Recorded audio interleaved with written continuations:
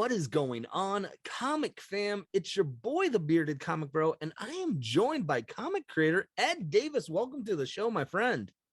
Oh, thank you so much for having me. Yeah, I'm excited. We've been trying to connect for a while, and schedules are just been crazy on my end. So thank you for your patience. But you're in the midst of a Kickstarter for your comic series, Immortal Era.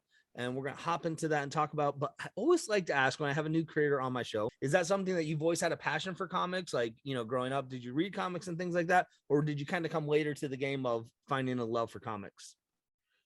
I mean, I had a love for comics very young. It was one of the first books I really remember reading, and it was just a collected version of Spider-Man. And it had, the origin and I think like the first 6 issues or something, and it just got me instantly hooked. But really at that time, I never thought I could be a comic creator, because in my mind, I thought you got to be artistic to be able to create a comic book. And here I could try my hardest to draw something and it would look like complete garbage. So I thought, this isn't really for me. And it really wasn't until it was after college, even, because I just thought, this comic writing, I'd love to do it, but it's not really in the cards for me. And the school that I work at, the librarian, he's the letterer now. He was a Cuber School graduate, and he said, "Oh my gosh, your idea is really good. We got to make a comic book out of this." So that's when I just thought, all right, well, maybe I can make a comic book. Because I mean, I have a love for comic books. All the long boxes taking up space in my garage would definitely verify that I've been, crazy collector for a long time. And then just realizing, wait, I can do this. And also it's kind of the time is right to put your own material out, right? Because you can self-publish in ways that you could never do in the past. You don't have to wait for someone to come and pick you up. If you have a story to tell, you can just go out and tell it. And as soon as I realized that, I was all in, and I started taking all these notes, because they went back many years, all the way back to 1998, and started adapting all of these notes into comic scripts. So kind of just took me years to realize that wow, I can do a comic book. It's something I've loved forever, and now I can actually be a part of that. Yeah, man, there's so many things I want to hit on of what you just talked about, because there's so much gems to mine out there. First off, you mentioned the long boxes. So are you still actively collecting, or is it kind of like you've been collecting when you're, and now you're kind of like, I'm more focused on creating comics and collecting? I still actively collect. My collection is kind of shifted in the way that it's going. I still have a pull list at the local comic shop. I don't have a lot that I pull on that, but I actually just filled my first long box with nothing but Kickstarter books.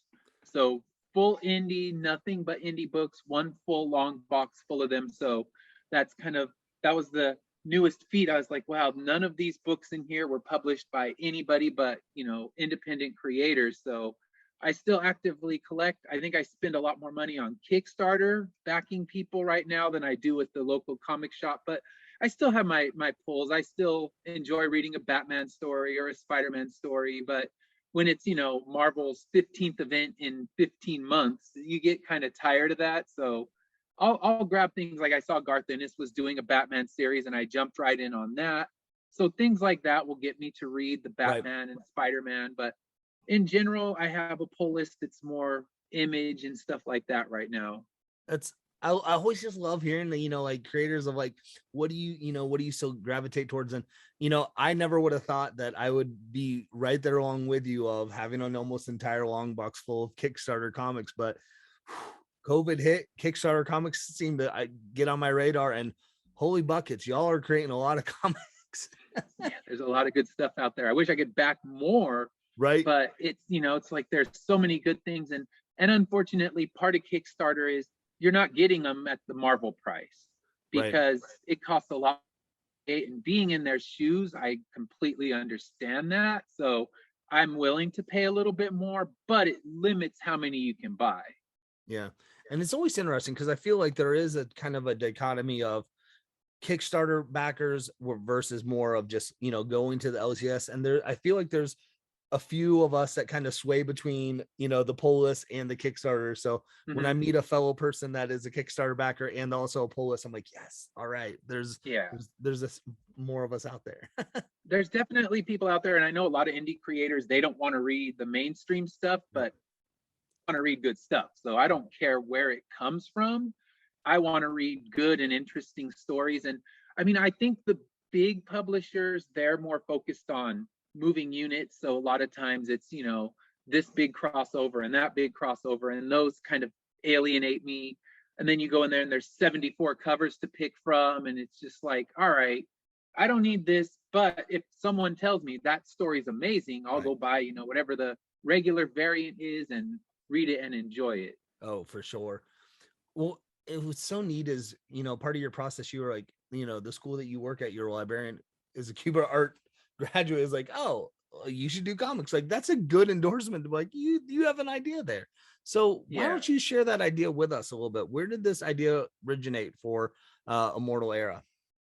So the basic idea came when I was in English lit class and I was reading the Gulliver's Travel, just a little excerpt of this island that he goes to called Lugnag. And when he goes to that island, he finds that everybody on that island is completely immortal, but quickly discovers that that immortality is not a great state of being. Everybody there is, they're aging. They have the people in the front that are the younger, happier people, but then you have the people that are hundreds of years old. They can barely move. They can't think for themselves. And he realizes that, I can't stay here because this immortality might be great for a few years, but it's going to become terrible. So that just kind of launched an idea in my head. And I remember reading that and just going home from the class and just going crazy in the notebook. Like, okay, I want to take this basic idea, but go somewhere else with it. This easy premise of immortality. Right. And what can I do with that? So I also wanted to incorporate kind of fantasy elements and bring in kind of the traditional representation of death, bringing that into the series as well. And then it also was feeding into all the Y2K hysteria that was going on right around that time. So in my book, when everybody becomes immortal, it's right at the new millennium. And of course, everybody was talking about all the ways the world was going to go wrong when the new millennium rang in. And I just thought, what if it actually is way worse than anyone could have ever predicted? And it really literally changes the world forever. So on the year, when they ring in the year 2000, that's when everybody in this world becomes completely immortal, but no, they still age and they can still get sick, kind of like the Gulliver's Travel version of them. So they're not, ageless vampires running around and it's like, yay, we're immortal, we can live forever and stay young forever. It's like, nope, you're going to end up looking at people that are over 200 years old in the series and realize that's not the way I'd want to live. So right now you're in the midst of the Kickstarter for issue 6, I believe, correct? Yes.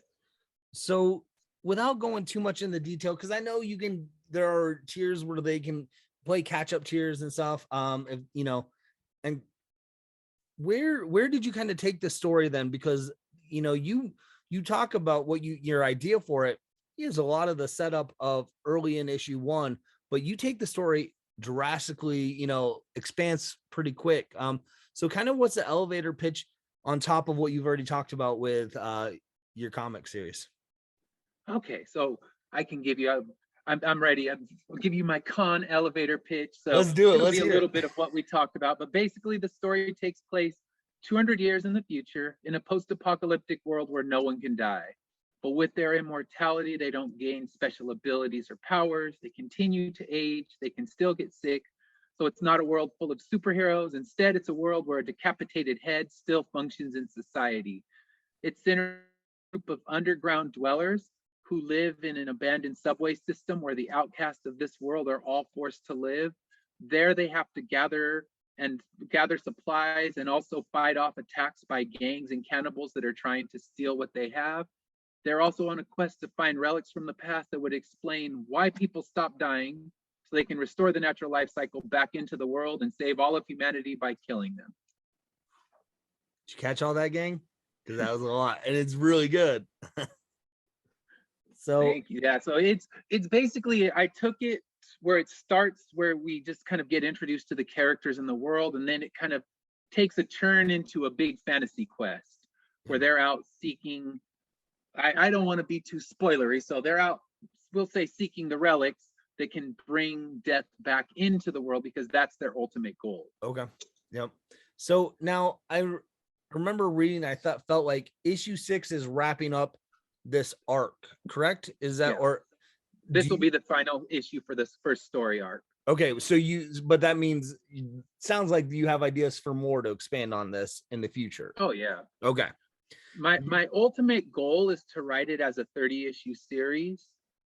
So I have a lot of it planned. It started as a novel trilogy. So basically it's being adapted, and what you find, the biggest thing I found when you're doing a novel trilogy and trying to take it into comic form is there's a lot of cutting you got to do. Yeah.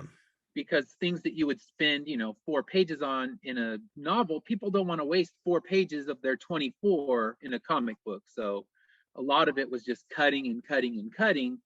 But overall, I have a lot more story to tell. We're actually currently working right now already on issue 7. So the artist is already about halfway done with the pencils for that, because I want to get a faster release schedule. I realize, you talk about a 30-issue series and it's indie, people don't want to wait 10 years for it. So right. I'm hoping to eventually reach a release schedule where we can do a new book about every 2 months.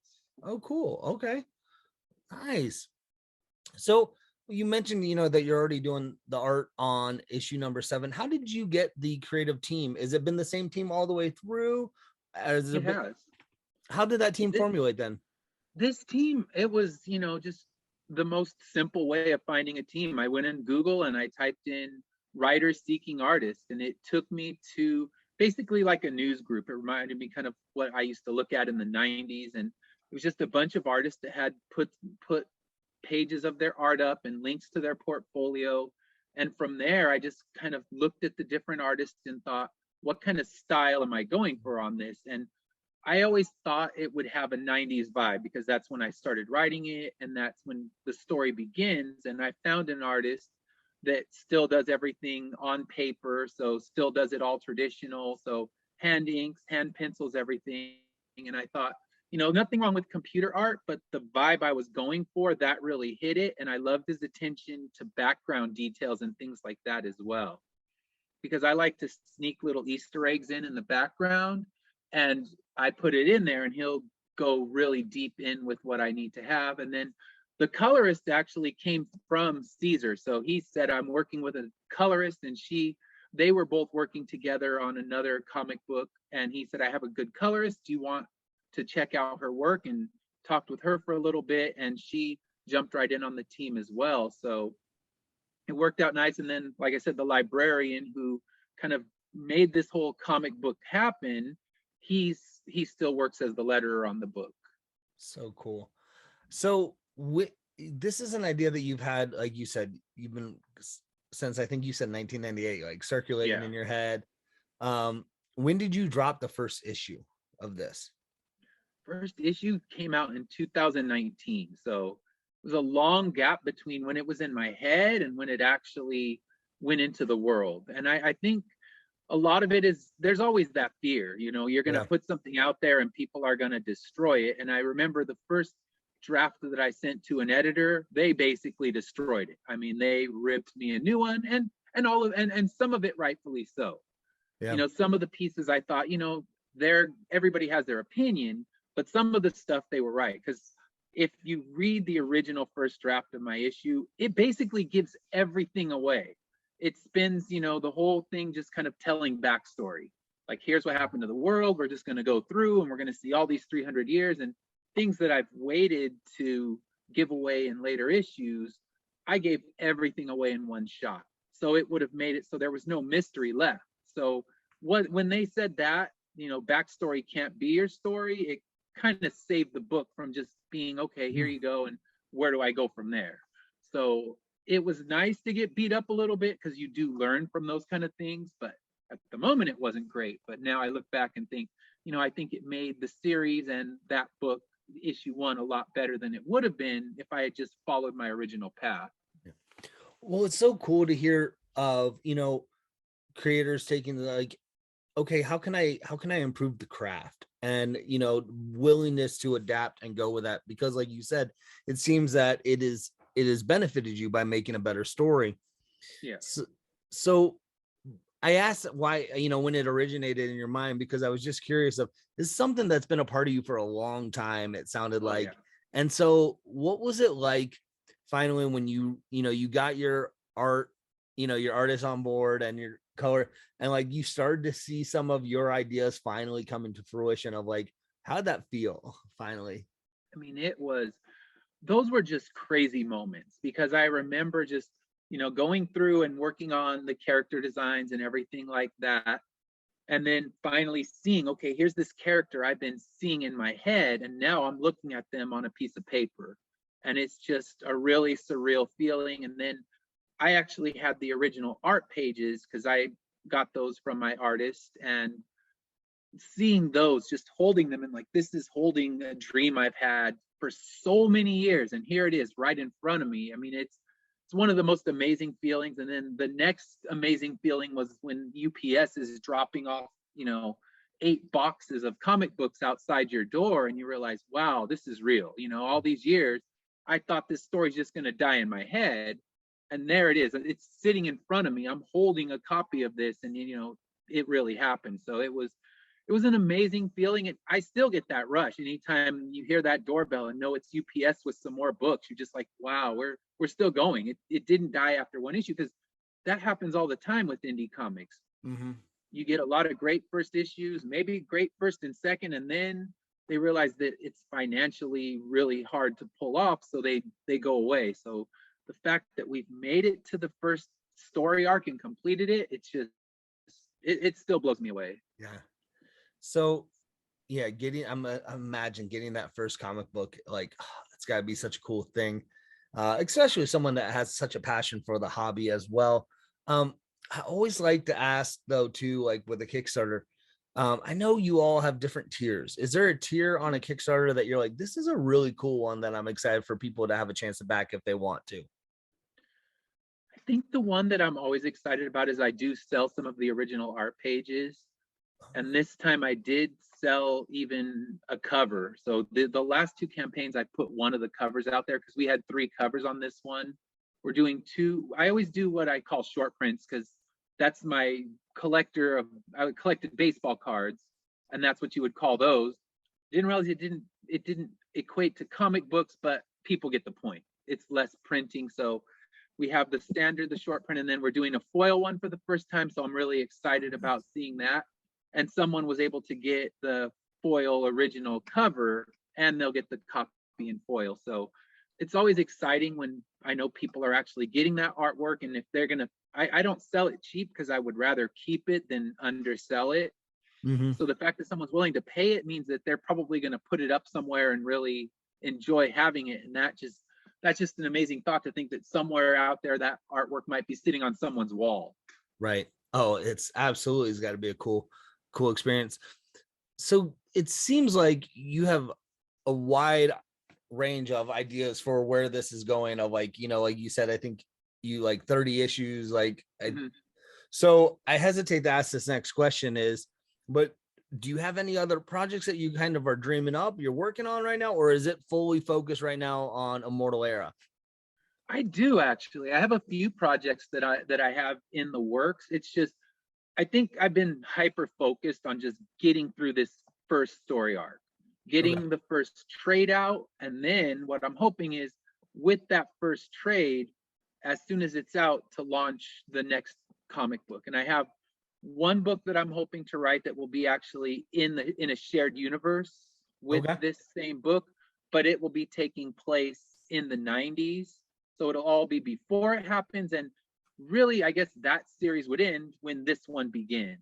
Mhm. So it's a completely different tone, though. It's more black comedy than, you know, fantasy sci-fi mix. So it'll be a different feel, but it'll have a shared universe. So we'll see overlap, but the overlap might be, okay, there's the newscaster that we saw, and little things like that, Yeah. because the worlds won't ever connect, but it would be in a shared universe. And then I also have an all ages story that I'm planning on Oh, writing, cool. because I teach 5th grade, and all my kids are like, I want to read your books. Like, nope, can't let you read my book. Can you, if your parents came to ask me, I'd tell them no, but I want to write something that would work for them. And it's Yeah. kind of autobiographical. It's like these kids discover a haunted house because me and my friends thought we discovered a haunted house when we were younger, but I'll make the house haunted for real. So something like that. So I have a couple that I'm hoping to launch, and then I'm working with another creator, Luke Stone. We're creating a series called Juror 13. Okay. So it was his basic idea, but it actually feeds into a story I wrote in college. And I said, I can take this and kind of incorporate that story in. He's kind of letting me fly with it, gives me the notes to make sure it follows the pathway that he wants. But it's exciting because he's actually started posting the pages for that. So I'm thinking that'll be the first thing that I put out there that's not Immortal Era. So Yeah. that should be the first thing to reach print. And we're releasing it 6 pages at a time. So the schedule works for me. And then when we get to 24, we'll put it into a book form, and then put it out there in a single issue form. But it'll be kind of backup stories to his books that he's putting out. Oh, cool. Very cool. Nice. Well, it sounds like you have a lot of irons in the fire, a lot of stuff going on. So where can people follow along with you and what you're creating, and how to stay up to date with what you've got happening? All of my social media is under Finish Line Comics. That's the publishing company that I created when I started putting the book out. So Facebook, Instagram, Twitter, and then it's also finishlinecomics.com. So those are the best places to find me. And I try to put up new artwork and things like that so that people can see what's going on with the new issue. So I've been putting up new artwork every couple of days from issue 6, and then I'll actually start putting out some of the issue 7 artwork that won't be spoilery as well once the final pages are done. Nice. Well, Ed, thank you so much for just taking some time. All the links of social media, the Kickstarter, are below, are in this video. Before I let you go, is there anything that we haven't hit on that you want to talk about the book, about the Kickstarter, or Finish Line Comics? I always just want to make sure like that we didn't leave anything out. No, I don't think you left anything out. And definitely, if you check out the Kickstarter, hopefully I have something for you. I also have CGC graded copies of the book. So Nice. I have the stuff for the high-end collectors as well, because I have a few customers, that's all they want to buy from me. So I always make sure I get a handful graded of each new issue. So have some of those available. But yeah, there's lots of good tiers, and I'm going to definitely be adding at least one more original art page, but I don't know which one, because it's last one I sold kind of hurt. It's like, ooh, it sold so fast, and I almost didn't want it to sell because it's a beautiful splash page. But Yeah. I know how that goes. You're like, oh, I'll put it up there and I'll put it at a price no one will get, and like, shoot, someone got it. Dang it. Yeah. But no, like you said, it's got to be then cool to know that that's out there and going to be out there in someone's, home, their comic lounge, wherever. But well, yeah, someone can enjoy it. And for me, it would have just been sitting in the portfolio book, right. And I would look at it here and there, but hopefully someone picks it up and really enjoys it properly. Absolutely. Absolutely. Well, gang, if you are watching this video or if you're listening on the podcast, make sure you click the links in the description. Go support this Kickstarter. When this is airing, it's going to be on the tail end of the Kickstarter.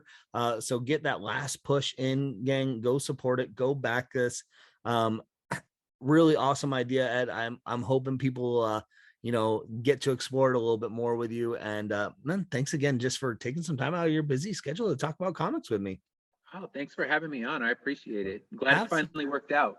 Yeah, me too. So I like I said, I'm thankful for your patience and your willingness to just hang in there with me. So until we could get this scheduled out. So, but gang, hopefully again, go support it. And with that being said, hopefully you can find some time to curl up, grab a book, and nerd out.